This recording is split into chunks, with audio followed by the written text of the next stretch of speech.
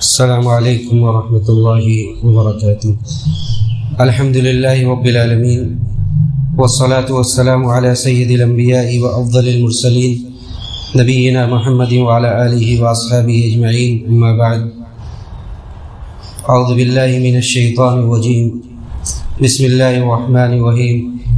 یا ایہا الذین آمنوا کتب علیکم الصیام کما کتب علی الذین من قبلکم لعلکم تتقون۔ محترم بزرگوں، معزز حاضرین، چونکہ ہم سب ماہ رمضان کے اس بابرکت مہینے میں داخل ہو چکے ہیں، اس لیے درس کا جو سلسلہ کتاب الطہارہ کی حدیث کو بیان کیا جا رہا تھا اس کو روک کر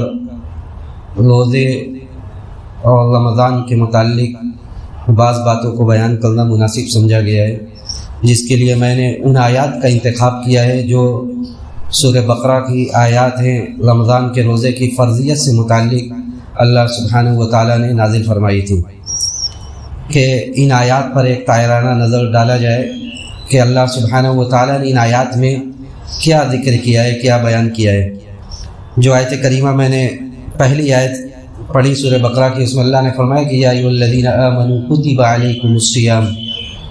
کہ ایمان والو تم پر روزہ فرض کیا گیا ہے۔ دیکھیے، یہ روزہ کی فرضیت، پہلے تو یہ کہ روزہ یہ صبح صادق سے لے کر غروب آفتاب تک کھانا پینا،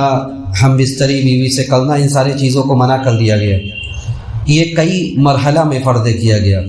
سب سے پہلے تو مدینہ جب مسلمانوں نے ہجرت کی تو عاشورہ کا روزہ فرض کر دیا گیا، عاشورہ کا روزہ فرض کیا گیا۔ اس کے بعد عاشورہ کے روزہ فرض تھا، پھر یہاں تک کہ جب رمضان کا روزہ فرض کیا گیا تو عاشورہ کا روزہ کی فرضیت ختم ہو گئی اور اس کا استحباب باقی رہ گیا کہ عاشورہ کا روزہ رہنا یہ سنت ہے لیکن اب واجب نہیں ہے۔ پھر رمضان کا روزہ جب فرض کیا گیا تو وہاں پر بھی آپشن تھا، آپشن اور اختیار یہ تھا کہ جو چاہے وہ رمضان کا روزہ رکھے اور جو چاہے وہ طاقت کے رہتے ہوئے بھی مسکین کو کھانا کھلا کر اس فرضیت کو ادا کر دے، یعنی وہ روزہ نہ رکھے، یہ اس کے لیے اختیار تھا۔ پھر تیسرا مرحلہ میں اللہ تعالیٰ نے یہ کہا کہ جو آدمی بھی اس مہینے میں صحت و عافیت کے ساتھ مقیم ہو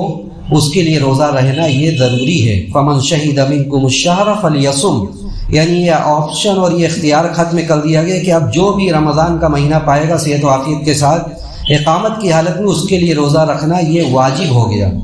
اور اسے ایمان کے اور اسلام کا جو رکن ہے، بنی الاسلام علی خمس، اسلام کے ارکان خمسہ کا ایک حصہ ہی ہے، یعنی کوئی آدمی بغیر عذر کے رمضان کا روزہ نہیں چھوڑ سکتا، اس کے لیے یہ قطعاً جائز نہیں ہے۔ بلکہ نبی علیہ الصلوۃ والسلام نے اپنا خواب بتلایا کہ مجھے ایک بڑے دشوار گزار راستے پر لے جایا گیا جہاں چڑھنا بھی مشکل تھا۔ میں نے کہا کہ میں کیسے چڑھوں؟ پھر اس کے بعد اللہ کے فرشتوں نے کہا کہ ہم آپ کے لیے چڑھنا آسان کریں گے۔ جب آپ کہتے ہیں کہ جب میں اوپر چڑھا تو میں دیکھتا ہوں کہ نیچے کچھ لوگ زبردست قسم سے چیخ رہے ہیں، چلا رہے ہیں۔ میں نے فرشتوں سے پوچھا کہ یہ کون ہے؟ تو اللہ کے رسول صلی اللہ علیہ وسلم کو یہ بتلایا گیا جن کی بانچیں چیو دی گئی تھی اور ان کے منہ سے خون بہہ رہا تھا۔ تو میں نے پوچھا، اللہ کے رسول صلی اللہ علیہ وسلم کہتے ہیں کہ میں نے پوچھا کہ یہ کون سے لوگ ہیں؟ تو کہا گیا کہ یہ وہ لوگ ہیں جو بعض روایات میں آتا ہے کہ جو روزہ نہیں رکھتے تھے، اور بعض روایت میں آتا ہے کہ جو افطار جلدی کر دیتے تھے۔ علامہ البانی رحمہ اللہ اس حدیث کو جہاں ذکر کرتے ہیں وہاں پہ یہ تعلیق چڑھاتے ہیں کہ دیکھیے، اندازہ کیجئے کہ یہ ان لوگوں کا انجام ہے جو لوگ روزہ جلدی افطار کر دیتے تھے، تو جو لوگ بغیر عذر کے روزہ نہیں رکھتے ہیں ان کا کیا انجام ہوگا؟ تو روزہ یہ بغیر عذر کے چھوڑنا یہ بہت بڑا جرم ہے اور بہت بڑا گناہ ہے۔ اللہ نے فرمایا اس آیت میں کہ یا ایھا الذین آمنوا کتب علیکم الصیام، تمہارے اوپر روزہ فرض کر دیا گیا ہے، کما کتب علی الذین من قبلکم، جیسا کہ تم سے پہلے کے لوگوں پر فرض کیا گیا تھا۔ اس سے یہ بھی واضح ہو گیا کہ روزہ پہلے کی امتوں پر بھی فرض تھا، اس کی تفصیلات میں بھلے ہی فرق رہا ہو، لیکن چونکہ تزکیہ اور طہارت کا، دلوں کی صفائی کا اور تزکیہ کا یہ سب سے بہتر راستہ تھا۔ روزہ یہ دلوں کی صفائی کا اور تزکیہ نفس کا یہ سب سے بہتر راستہ تھا، اس لیے ہر امتوں پر یہ روزہ فرض کیا گیا۔ اور یہاں پہ اللہ تعالیٰ نے ایک تسلی بھی ایک حساب سے دی مسلمانوں کو کہ یہ 12 13 گھنٹہ 14 گھنٹہ یہ بھوک پیاس کو برداشت کرنا اور جائز خواہشات سے باز رہنا یہ تمہارا خاصہ نہیں ہے، تم اس میں منفرد نہیں ہو۔ ایسا نہیں ہے کہ اس امت میں صرف اسی امت پر یہ فرض کیا گیا تھا اور اس سے پہلے کسی نے آج تک روزہ نہیں رکھا ہے، بلکہ اللہ نے فرمایا کہ کما کتب علی الذین من قبلکم، پہلے کے لوگوں پر بھی فرض کیا گیا تھا۔ اس کے بعد سب سے اہم جو چیز تھی اس پر آیت کا اختتام کیا گیا اور اللہ نے فرمایا کہ کما کتب علی الذین من قبلکم لعلکم تتقون، تاکہ تمہارے دلوں میں اللہ کا خوف اور اس کا تقوی پیدا ہو جائے۔ دیکھیے یہ جیسا کہ میں نے ذکر کیا، تزکیہ نفس کا رمضان کا یہ روزہ یہ سب سے بڑا ذریعہ ہے۔ نبی علیہ الصلاۃ والسلام نے صحیح حدیث کے اندر یہ بھی فرمایا تھا کہ رمضان کے مہینے کا روزہ صوم شہر الصبر وثلاثۃ ایام من کل شہر یذہب مغلۃ الصدر، کہ رمضان کے مہینے کا روزہ اور ہر مہینے کا 3 روزہ یہ مغلۃ الصدر، یہ دل کے رجز کو، دل کے گندگی کو یہ صاف کر دیتا ہے۔ صحابہ نے کہا کہ وما مغلۃ الصدر، کہ یہ مغلۃ الصدر کیا ہے؟ تو اللہ کے رسول صلی اللہ علیہ وسلم نے فرمایا کہ رجز الشیطان، شیطان جو دل کو گندا کر دیتا ہے اس کے طہارت کا سب سے بڑا راستہ تھا۔ اسی لیے اللہ نے فرمایا کہ میں نے تم سے پہلے کے جو قومیں گزری ہیں، نوح، عاد، سمود، جو بھی قومیں تھیں سب پر روزہ فرض کیا گیا تھا۔ بلکہ صحیح روایت میں یہ بھی آتا ہے کہ اللہ کے رسول صلی اللہ علیہ وسلم نے یہ بھی صحابہ کو بتلایا کہ جو آسمانی کتابوں کا جو نزول ہوا تھا صرف قرآن نہیں، بلکہ قرآن سے پہلے تورات، انجیل، زبور، صحف ابراہیم، ان ساری کتابوں کا نزول بھی رمضان کے مہینے میں ہوا تھا۔ بلکہ صحف ابراہیم کے بارے میں صحیح روایت میں آتا ہے کہ رمضان کی پہلی رات میں صحف ابراہیم کا نزول ہوا، 6 رمضان کو، رمضان کی 6ٹھی رات کو انجیل اور تورات، اسی طرح زبور 18 رمضان کو، یہ تفصیلات بھی بعض روایات میں ملتی ہیں۔ تو اللہ تعالیٰ نے اس مہینے کو اسی لیے منتخب کیا اور سب سے بڑا مقصد یہ بیان کیا گیا کہ لعلکم تتقون، تاکہ تمہارے دلوں میں اللہ کا خوف اور اس کا تقوی پیدا ہو جائے۔ دیکھیے یہ قطعاً ہم مغالطے میں نہ رہیں، غلط فہمی نہ پالیں کہ اللہ تعالیٰ نے اس لیے روزہ فرض کیا ہے تاکہ ہم بھوکے پیاسے رہیں، بلکہ بہت سارے نبی علیہ الصلاۃ والسلام نے یہ بھی کہا کہ بہت سارے ایسے بھی بھوکے پیاسے ہوں گے قیامت کے دن جن کو بھوک و پیاس کے علاوہ ان کے حصے میں کچھ نہیں آئے گا۔ رب صائم لیس له من صیام الا الجوع ورب قائم لیس له من قیام الا السحر، بہت سارے ایسے بھی بھوکے پیاسے رہنے والے ہوں گے کہ قیامت کے دن بھوک و پیاس کے کچھ ان کے ہاتھ نہیں آئے گا، اور بہت سارے ایسے بھی لوگ ہوں گے جو رات میں شب بیداری کریں گے، تہجد و قیام اللیل میں حصہ لیں گے، لیکن قیامت کے دن ان کے نامہ اعمال جب کھولا جائے گا تو اس میں شب بیداری کے علاوہ کچھ نہیں ہوگا، اس لیے کہ ان کا جو اصل مقصد تھا اس اصل مقصد سے وہ کوسوں دور ہیں۔ مقصد بظاہر بھوک و پیاس سے بہت ہی بڑا مقصد ہے لعلکم تتقون، تاکہ تمہارے دلوں میں اللہ کا خوف اور اس کا تقوی پیدا ہو جائے۔ اس کے بعد اللہ نے فرمایا کہ ایام معدودات، یہ گنتی کے یہ چند دن ہیں۔ دیکھیے قرآن کا یہ اسلوب ہے کہ جہاں بھی معدودات کا مطلب ہوتا ہے شمار کیا ہوا، گنا ہوا، جہاں بھی اس لفظ کو استعمال کیا جاتا ہے وہاں مقصد ہوتا ہے کہ کم کو بتلایا جائے۔ جیسے ایام تشریق کے بارے میں کہا گیا کہ وَاذْكُرُوا اللَّهَ فِي أَيَّامٍ مَّعْدُودَاتٍ، کہ گنتی کے دن میں اللہ کا ذکر کرو۔ تو یہ قرآن کا عام اسلوب ہے کہ جہاں بھی اس لفظ کو یا اس طرح کے صیغے کو، سیاق کو استعمال کیا جاتا ہے، مقصد یہ ہوتا ہے کہ کم کی طرف اشارہ کیا جائے۔ یہاں یہ بھی کہا جا سکتا تھا کہ 1 مہینے کا روزہ تمہارے اوپر فرض کیا گیا ہے، لیکن اللہ تعالیٰ نے فرمایا کہ ایام معدودات، یہ گنتی کے چند دن ہیں جس کو آپ کاؤنٹ کر سکتے ہیں، شمار کر سکتے ہیں۔ یعنی اشارہ اس بات کی طرف دیا گیا کہ یہ مہینہ ایک ہے لیکن یہ مہینہ چند دنوں کی طرح برق رفتاری سے اور تیزی سے گزرے گا، اور یہ ہمارا مشاہدہ ہے اور تجربہ ہے کہ رمضان کا چاند طلوع ہوتا ہے، اس کے بعد جس قدر برق رفتاری اور تیزی سے یہ گزرتا ہے کہ دیکھتے دیکھتے آج ہفتہ سے 2 ہفتہ اس کے بعد رمضان یہ گزر جاتا ہے۔ تو اللہ نے اسی لیے فرمایا کہ ایام معدودات، یہ گنتی کے چند دن ہیں، اور اسی لیے سلف کہتے تھے کہ جب بھی انسان اس مہینے میں جب سستی اور کاہلی کا شکار ہونے لگے تو وہ اللہ کی اس آیت پر غور کرے کہ ایام معدودات، یہ گنتی کے چند دن ہیں، تھکاوٹ تو ختم ہو جائے گی لیکن اعمال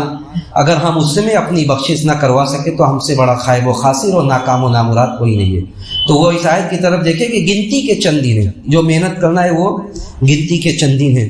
اس کے بعد اللہ نے فرمایا کہ فمن کان منکم مریضا، یعنی اللہ کا رحم دیکھیے، اس کا کرم دیکھیے مولا کا کہ گنتی کا چند دن تھا، اس میں بھی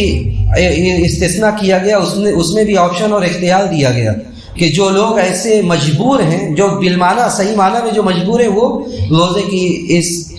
فرضیت سے ابھی مستثنیٰ ہے، الگ ہے۔ اللہ نے فرمایا کہ فمن کان منکم مریضا او علی سفر، کہ جو آدمی مریض ہے یا سفر پر ہے، او علی سفر فعدۃ من ایام اخر، تو وہ دوسرے دنوں میں اس گنتی کو پورا کرے گا۔ دیکھیے اب مرض جو ہے، مرض کیسا ہو، مرض ایسا ہو، جمہور اہل علم کی جو میجورٹی ہے وہ کہتی ہے کہ مرض ایسا ہو جو مرض بالمعنی اسے مجبور کر رہا ہو کہ وہ روزہ نہ رکھ رہا ہو، یعنی مطلق مرض نہیں، بلکہ ایسا مرض جس مرض کی وجہ سے وہ روزہ رکھنے میں دشواری اور دقت پیش آ رہی ہے۔ اگر کوئی ہلکے پھلکے مرض کی وجہ سے بھی روزہ نہیں رہ رہا ہے تو یہ ایک اختلافی مسئلہ ہے، لیکن جو اکثریت کی رائے وہ یہ کہ ایسا مرض ہو جو بالمعنی جس کی وجہ سے وہ روزہ رکھنے میں پریشان ہو، تب وہ روزہ میں رمضان کے مہینے میں روزہ نہ رکھے، یا جن دنوں میں وہ روزہ نہیں رکھ پا رہا ہے وہ دوسرے دنوں میں اس کی گنتی پورا کرے گا۔ اب یہ گنتی پورا کرنا، دیکھیے بہت سارے لوگ جو مجبوری میں روزہ چھوڑتے ہیں لیکن پورا سال گزر جاتا ہے اور وہ روزہ پورا نہیں کرتے، اور بہت ساری عورتیں، جیسا کہ خبر لگتی ہے کہ بہت ساری عورتیں جو اپنے ایام میں روزہ کو چھوڑتی ہیں اور وہ اس کے بعد روزہ پورا نہیں کرتی۔ یہ بہت بڑا جرم ہے، یہ بہت بڑا جرم ہے کہ شریعت نے آپ کو گنجائش دی ہے، آپ کو رخصت دی ہے کہ آپ ان ایام میں روزہ نہ رکھیں، اس کے بعد آپ اپنے ان ایام کو پورا سال گزر جاتا ہے اور آپ رمضان میں چھوڑے ہوئے اس روزے کو پورا نہیں کرتی ہے۔ یہ بہت بڑا جرم ہے، اور ہماری یعنی سرپرستوں کی بھی یہ ذمہ داری ہے کہ وہ اپنے گھر کی عورتوں کو اس بات کی تاکید کریں کہ جو روزہ رمضان میں ان سے چھوٹا ہے وہ اس روزے کی قضا کریں۔ اسی طرح ہم سے اور آپ سے بھی جو روزہ چھوٹا ہوا اس کے بعد اگلا رمضان آنے تک ہم اس کو پورا کریں۔ اس کے بعد اللہ نے فرمایا کہ او علی سفر، یا جو آدمی سفر پر ہو۔ دیکھیے قرآن کی ایک ایک آیات قابل غور ہے اور ایک ایک عربی لفظ، یہاں اللہ نے فرمایا کہ او علی سفر، کہنے کو یہ بھی کہا جا سکتا تھا کہ فمن کان منکم مریضا او مسافرا، مریض جس طرح مریض کا مطلب مریض، اسی طرح مسافر کا مطلب مسافر، لیکن یہاں اللہ نے فرمایا کہ او علی سفر، جو سفر پر ہیں۔ ابن عثیمین رحمہ اللہ اس آیت کی تفسیر میں بڑی اچھی بات کہتے ہیں کہ او علی سفر کہہ کر اللہ تعالیٰ یہ ثابت کرنا چاہ رہا ہے کہ جو آدمی سفر پر ہے، جیسے جو بزنس ٹور پر نکلتے ہیں، سفر پر گئے ایک جگہ جا کے، ابھی مثال کے طور پر بامبے پہنچ گئے، ابھی وہ کسی سفر پر نہیں ہے، وہاں رکے ہوئے وہ، لیکن ان کا ارادہ وہاں اقامت نہیں ہے، ان کا ارادہ وہاں رکنا نہیں ہے، بلکہ وہ اپنے سفر ہی پر ہیں، تو گویا کہ یہ آدمی بھی اس سہولت میں داخل ہے کہ ابھی بھلے ہی اس کا سفر جاری نہیں ہے لیکن وہ اقامت کی غرض سے وہاں نہیں ہے، بلکہ وہ اپنے کام سے وہاں گیا اور 2 دن 3 دن بعد وہ وہاں سے نکل جائے گا، تو وہ اتنے دنوں میں بھی اس رخصت پر عمل کر سکتا ہے۔ فمن کان منکم مریضا او علی سفر فعدۃ من ایام اخر وعلی الذین یطیقونہ فدیۃ طعام مسکین۔ اس کے بعد اللہ نے فرمایا، جیسا کہ میں نے ذکر کیا کہ قرآن کا یہ روزہ اسٹیپ بائی اسٹیپ فرض کیا گیا ہے، تدریجاً فرض کیا گیا ہے۔ ایک ساتھ کوئی چیز، کوئی بڑا مسئلہ ایک ساتھ اگر آپ کے اوپر واجب کر دیا جائے تو یہ دقت کا باعث ہوگا۔ اسی لیے رمضان کا روزہ بھی یعنی یہ کہ پورے دن بھوکا پیاسا رہنا یہ آسان مسئلہ نہیں تھا، اس لیے بتلایا گیا کہ پہلے یہ کہا گیا کہ جو رکھنا چاہے رکھے اور جو نہ رکھنا چاہے وہ مسکین کو کھانا کھلا دے۔ تو اس ٹکڑے میں اسی بات کو بیان کیا گیا ہے کہ وعلی الذین یطیقونہ، جو آدمی اس کی طاقت رکھتا ہے، وعلی الذین یطیقونہ فدیۃ طعام مسکین، تو وہ مسکین کو کھانا کھلائے، یعنی یہ اس وقت کی بات تھی جب آپشن تھا، اختیار تھا۔ یہ عام علماء نے اس آیت کی تفسیر یہی کی ہے کہ اس آیت کا مطلب یہ کہ جو آدمی طاقت رکھتے ہوئے بھی چاہے تو وہ کھانا کھلا کر اپنی جان چھڑا لے۔ لیکن حضرت عبداللہ ابن عباس رضی اللہ تعالیٰ عنہ جو مفسر قرآن جن کا لقب ہے، حضرت عبداللہ ابن عباس کہتے ہیں اس آیت کا مطلب یہ ہے کہ جو آدمی بمشکل روزہ رکھ پاتا ہو، وعلی الذین یطوقونہ، جو آدمی مشکل سے روزہ رکھتا ہو، یعنی جو جیسے بیمار ہو، یہ بوڑھا مرد ہو، بوڑھی عورتیں ہوں، تو اس طرح کے جو لوگ ہیں وہ اس آیت میں داخل ہیں، تو ان کو مسکین کو کھانا کھلا کے مسئلہ حل ہو سکتا ہے ان کا۔ لیکن عام مفسرین یہ کہتے ہیں کہ یہ ابتدا کی بات ہے جب آپشن تھا کہ چاہے تو روزہ رکھے اور چاہے تو مسکین کو کھانا کھلائے۔ تو کتنا کھانا کھلائے؟ وعلی الذین یطیقونہ فدیۃ طعام مسکین۔ دیکھیے مسکین کو کھانا کھلانے کا قرآن نے ذکر کیا کہ مسکین کو کھانا کھلانا، یہ سوال بہت آتا ہے کیا کھلائیں، کتنا کھلائیں۔ دیکھیے علماء کی رائے تو بہت ہے، عام طور سے جو علماء کی رائے وہ یہ کہ نصف سا، 1.5 کلو تقریباً ایک مسکین کے حساب سے، جس کا روزہ چھوٹا ہو 1.5 کلو کے حساب سے دے۔ لیکن یہ لفظ جیسا کہ بہت سارے علماء معاصرین میں سے، آج کے زمانے کے بہت سارے علماء اور پرانے بھی، ان کی یہ رائے ہے کہ مسکین کو کھانا کھلانے کی بات کہی گئی ہے۔ تو مسکین کو کھانا کھلانے کی بات کہی گئی تو جو کھانا ہو سکتا ہے ایک مسکین کا وہ کھانا اس کو دیا جائے، جیسا کہ حضرت انس سے ثابت رضی اللہ تعالیٰ عنہ کہ جب وہ بوڑھے ہو گئے تو وہ رمضان کا روزہ نہیں رکھ پاتے تھے، تو وہ سالن، گوشت، چاول سب دیتے تھے، تو بہتر اور احتیاط یہ ہے کہ اگر آدمی کے پاس ہے، اللہ تعالیٰ نے نوازا ہے، تو وہ جو کھانا ہو سکتا ہے وہ کھانا وہ بالمانہ کھانا کھلائے، کھانا دے اس کو، یا ایسا بندوبست کرے کہ وہ پورا کھانا اس کا پراپر، ورنہ وہ جو 1.5 کلو والا حساب ہے اس سے بھی وہ دے گا تو انشاءاللہ ادا ہو جائے گا. بہت سارے علماء کی رائے ہے، لیکن مسکین کا کھانا جو کھانا ہو سکتا ہے، جو ہم کھاتے ہیں جس طرح اس طرح کھانا ہو تو وہ زیادہ بہتر اور احتیاط کا تقاضا ہے. فمن تطوع خیرا فهو خیر له. اور اس کے بعد اللہ نے فرمایا کہ اور اگر تم نیکی میں سبقت کرو یہ بہتر ہے. یعنی یہ اس آیت کا مطلب یہ ہو سکتا ہے کہ ایک مسکین کو کھانا کھلانے کی بات کہی تو جو آدمی ایک مسکین کو بجائے 2 مسکین کو کھانا کھلائے، 3 مسکین کو کھانا کھلائے، یہ زیادہ بہتر ہو سکتا ہے. یا یہ بھی مطلب ہو سکتا ہے کہ کھانا کھلانا یہ جائز ہے، لیکن آپ کھانا کھلانے کے بجائے رمضان کا روزہ رہیں. یہ اس وقت کی بات ہے جب آپشن تھا، اس وقت بھی یہ کہا جا رہا ہے کہ اگر آپ روزہ رہیں تو بہتر ہے. یہی بات آگے بھی کہا گیا کہ وان تصوموا خیر لکم، تم روزہ رہو یہ زیادہ بہتر ہے، ان کنتم تعلمون، اگر تمہارے پاس علم ہو. یہ 2 آیت کے بارے میں گفتگو انشاءاللہ جو رمضان کے روزوں کی جو آیات ہیں، اس کے علاوہ اس کے بارے میں انشاءاللہ اگلے درس میں گفتگو ہوگی. ہم اللہ سبحانہ و تعالیٰ سے یہی دعا کرتے ہیں کہ رب العالمین تو ہمیں رمضان کا روزہ خلوص و للہیت کے ساتھ ادا کرنے کی توفیق نصیب فرما، اور ہم جو بھی عبادتیں اس میں قبول کریں رب العالمین تو اسے شرف قبولیت سے نواز دے. صحت و عافیت کے ساتھ رمضان کا روزہ مکمل کرنے کی سعادت نصیب فرما. جب ہمارا اس دنیا سے جانے کا وقت آئے تو ہمیں اس بات کی توفیق دے کہ ہمارا آخری کلمہ کلمہ توحید ہو. وآخر دعوانا الحمد للہ رب العالمین. والسلام علیکم ورحمۃ اللہ وبرکاتہ.